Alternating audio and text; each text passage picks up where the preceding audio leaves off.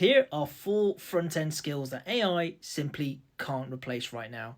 If you're a front-end developer, the first one you need to learn is layout. We're talking Flexbox and Grid. Now within Flexbox and Grid, there are many multiple strategies you can take to basically build your layout. So understanding which one to take, that dictates the direction in which AI goes.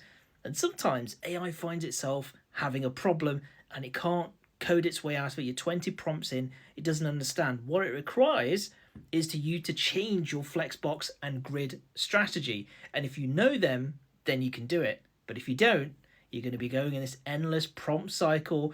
Maybe one more prompt will solve it. That's why you need to learn layout with Flexbox and Grid.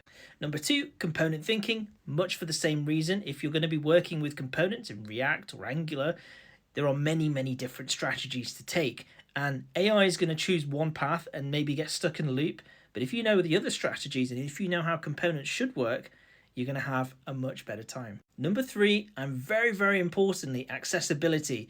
This is very crucial to much larger companies. It is a standard for the largest companies, and it allows accessibility for a third of the web to the same information you and I have without any impairment. So very important how all that works. Screen readers, keyboard accessibility, all that stuff. And lastly, and definitely not the least, debugging. Debugging is the one thing that separates you from AI the most. Understanding how to look at an error or a problem and choose a strategy on how to solve it. Oftentimes AI roughly probably gets about 60% of these right, but the other 40% you really need to get into and choose the strategy, make it think in a different way, make it approach it in a different way. And if you get really, really good at this, A, it's going to be great in your job, and B, it's going to help you work with AI much, much better.